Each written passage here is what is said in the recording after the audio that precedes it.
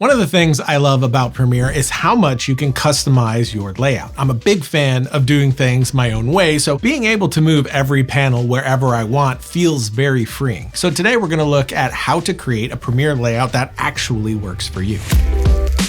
First, let's get familiar with what panels exist so you know what you will and won't want. To find them, go up to the top menu bar and click on Windows. Here you'll notice a check next to whatever panels you currently have open, so if you can't find a certain panel, just come right in here and there it is. Premiere also has a wide selection of workspaces you can choose from. These are pre-built arrangements of panels designed for specific editing tasks. You have options like editing, assembly, color, or audio, allowing you to optimize your screen layout for different stages of post-production. You can keep customizing by dragging your panels around, like to another area if you want, or you can click the hamburger icon on a panel to close it or undock it entirely. Undocking a panel lets you pull it out of the main workspace so you can focus on just that tool without everything else in the way. It's great when you want less clutter on your screen or maybe to move to another monitor. You can always redock a panel if you change your mind. Docking a panel snaps it back into place, helping to keep your workspace organized and easy to find later. You can also grab a panel and move around until you find these snapping points to customize even further. This is how you will set up for a pancake timeline as well. Just grab one of two timelines, drag it down until you see this snapping, and there you go. Grouping panels puts related tools together in tabs so you can quickly switch between them without filling your screen. Then you have floating panels, which sit freely above everything else, which is helpful when you want a tool to always stay visible while you work. You can also tap the tilde key, which you'll find under your escape key. Tapping this will make any panel go full screen. This can be useful when you're working with multiple monitors and want to make a specific panel full screen, or if you're on a single monitor and want to full screen your program monitor for playback. So there's a lot of flexibility with moving panels around. The rest really comes down to personal preference, what panels you want and where you want them. Here's a few real-world examples of how it might look. If I'm doing a color pass, I know I would want the Lumetri color tab open and next to the program monitor so I can see my adjustments as I make them. If I'm adding motion to multiple clips, it would make sense to have the properties panel, effects controls, and the program monitor all next to each other. Or if I'm doing a final subtitle pass, then I only need my timeline, program monitor, properties, and text window. And you can save these layouts. Once you have something that makes sense for your workflow, go to Window, Workspaces, and tap Save as New Workspace. Name it whatever you would like, and now you can shift to the saved layout whenever you want. And you can even create a keyboard shortcut to quickly jump between them. If you ever find that you moved a panel around by accident or just changed your mind, you can always tap Reset to save layout, and that will go right back to that original structure you had. But that's how panels in Premiere work, and of course, the real value to this is creating custom layouts to jump quickly in between. Setting up something that looks like this for working with audio, having a clear focus on your faders and timeline, or editing 16:9 video, giving your program and source monitors more vertical space. Or like we showed before with grading, getting your scopes up there and the Lumetri panel right out in front. You'll refine this over time as you keep reaching for the same panel. Make it more accessible, resave your layout. The whole point is just to make it something that lets you work quick and seamlessly. Hopefully these tips help you create a Premiere layout that works for you. And if you have any more questions or a topic that you would like to see us cover,